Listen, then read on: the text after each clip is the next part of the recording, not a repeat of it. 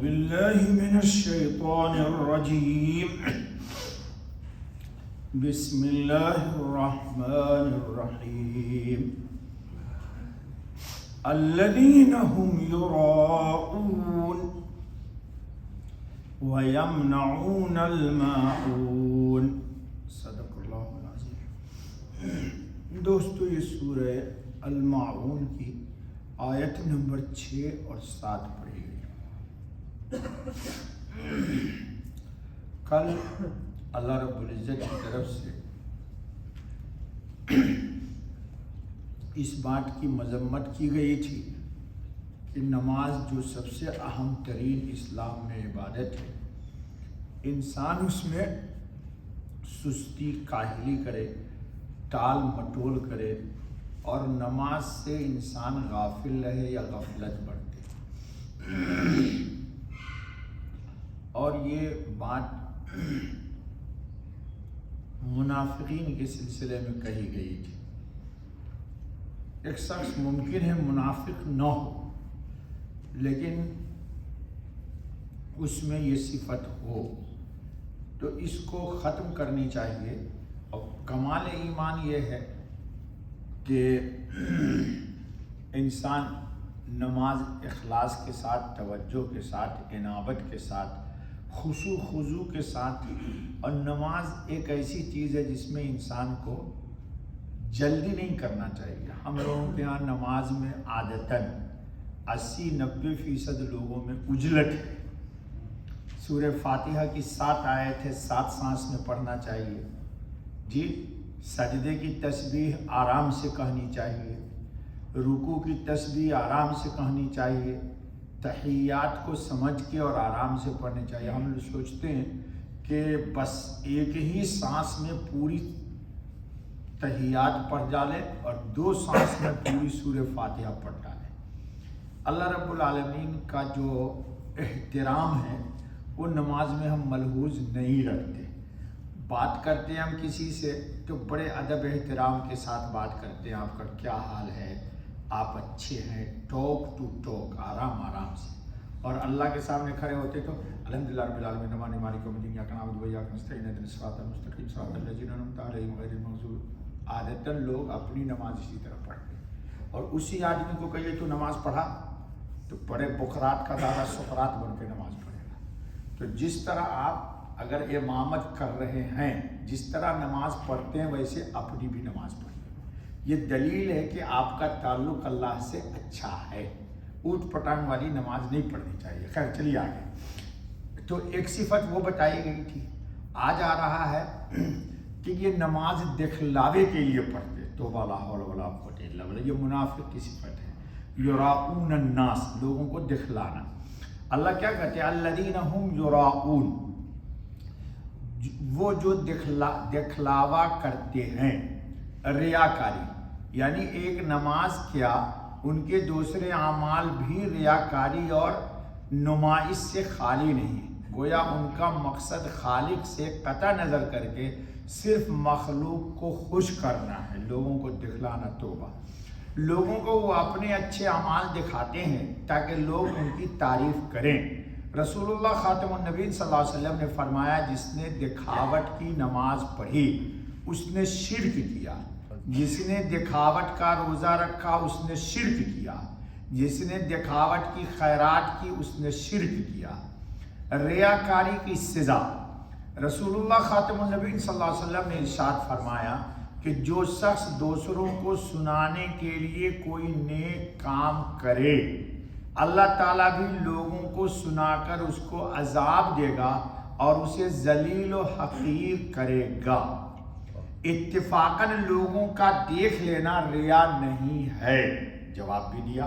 ہاں، ایک موقع پر یہ یاد رہے کہ اگر کسی شخص نے بالکل نیک نیتی سے کوئی اچھا کام کیا اور لوگوں کو اس کی خبر ہو گئی، اس پر اسے بھی خوشی ہوئی، تو یہ ریاکاری نہیں۔ اس کی دلیل حدیث میں حضرت ابو ہریرہ رضی اللہ تعالیٰ عنہ کی روایت ہے کہ سرکار نبی خاتم النبی صلی اللہ علیہ وسلم کے سامنے میں یہ ذکر کیا کہ حضور صلی اللہ علیہ وسلم میں تو تنہا نوافل پڑھتا ہوں، لیکن اچانک کوئی آ جاتا ہے تو ذرا مجھے بھی یہ اچھا معلوم ہونے لگتا ہے۔ خاتم النبی صلی اللہ علیہ وسلم نے فرمایا کہ تجھے دو اجر ملیں گے، ایک اجر پوشیدگی کا کہ تو نے چھپانے کی کوشش کی، دوسرا خود بخود ظاہر ہونے کا۔ حضرت ابن مبارک رضی اللہ تعالیٰ عنہ نے فرمایا کہ یہ حدیث ریاکاروں کے لیے بھی اچھی چیز ہے۔ جی کیا مطلب؟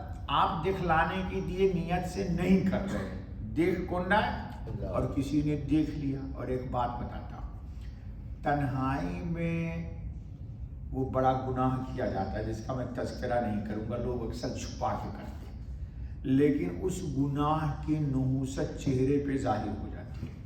اور تنہائی میں بیٹھ کے آپ اللہ اللہ کیجئے تو اس کا نور باہر آنے کے بعد چہرے پر پہچان لیا جاتا ہے۔ جی وہ چھپتا نہیں اور یہ چھپایا نہیں جا سکتا، یاد رکھ لیجئے اس بات کو۔ چلیے، وَيَمْنَعُونَ الْمَاعُونَ، اور مانگی نہ دیویں برتنے کی چیز، یعنی دکھلانا بھی برا۔ اور منافقین کی یا کم درجے کے بد اخلاق لوگوں کی علامت یہ ہے کہ جو عام برتنے کی چیز ہے، جیسے کٹورا، پیالہ، ہدیہ، کسی نے پانی مانگ لیا پڑوسی نے کہ بھائی میرا گھر کا پانی نل خراب ہو گیا، پانی دے دیجیے، یا کسی نے ماچس دیا، سلائی مانگ لی، یا گاؤں میں ہم رہتے ہیں ابھی بھی، تو اب تو نہیں، ہمارے بچپن میں یہ تھا کہ جس کے گھر میں سب سے پہلے چولہا جلتا تو سارے محلے میں پتہ ہو جاتا کہ ان کے ہاں آگ جل گئی ہے، تو لوگ آتے تھے آگ مانگنے۔ جی ہم نے خود دیکھا اپنے بچپن میں، آگ مانگنے آتے تھے تاکہ ایک کے چولہے سے دوسرے کے گھر کا چولہا جلایا جا سکے۔ عام استعمال کی چیزیں روکنا، یعنی زکوٰۃ و صدقات وغیرہ تو کیا ادا کرتے، معمولی برتنے کی چیزیں بھی، مثلاً ڈول، بالٹی، رسی، پہلے زمانے میں ڈول رسی لوگ مانتے تھے کنواں سے پانی نکالنے کے لیے، ہانڈی، دیگچی، کلہاڑی، سوئی، دھاگا، کسی کو مانگے نہیں دیتے۔ یہ ایسے لوگ ہیں دل کے کنجوس، مکھی چوس، جن کے دے دینے کا دنیا میں عام رواج ہے۔ بخل اور فسق کا جب یہ حال ہو تو ریاکاری کی نماز سے ہی کیا فائدہ ہوگا؟ اگر ایک آدمی اپنے کو مسلمان نمازی کہتا اور کہلاتا ہے مگر اللہ کے ساتھ اخلاص اور مخلوق کے ساتھ ہمدردی نہیں رکھتا، اس کا اسلام لفظ بے معنی اور اس کی نماز حقیقت سے بہت دور ہے۔ یہ ریاکاری اور بد اخلاقی تو ان بدبختوں کا شیوا ہونا چاہیے جو اللہ کے دین اور روز جزا پر کوئی اعتماد اور اعتقاد نہیں رکھتے، اور یہ منافقوں کا کام ہے۔ حضرت زید بن اسلم فرماتے ہیں کہ یہ منافق لوگ ہیں، نماز تو چونکہ ظاہر ہے پڑھتی ہے، اور زکوٰۃ چونکہ پوشیدہ ہے تو ادا نہیں کرتے۔ جی ابن مسعود فرماتے ہیں کہ ماعون ہر وہ چیز ہے جو لوگ ایک دوسرے سے مانگ لیا کرتے ہیں، جیسے کہ کدال، پھاورا، دیگچی، ڈول، رسی وغیرہ۔ انتہائی کمینے پن کی علامت حدیث میں جو ایک جگہ ماعون کی تفسیر استعمال ہوئی وہ یہ ہے کہ استعمال اشیاء اور برتنوں سے کی گئی ہے۔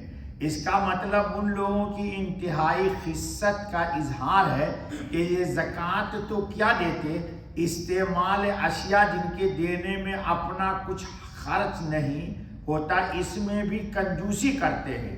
تو وعید صرف ان اشیاء کے نہ دینے پر نہیں بلکہ زکوٰۃ فرض کی ادائیگی نہیں کرنا اور اس کے ساتھ مزید بخل کرنا، یہ سب اس میں داخل ہے۔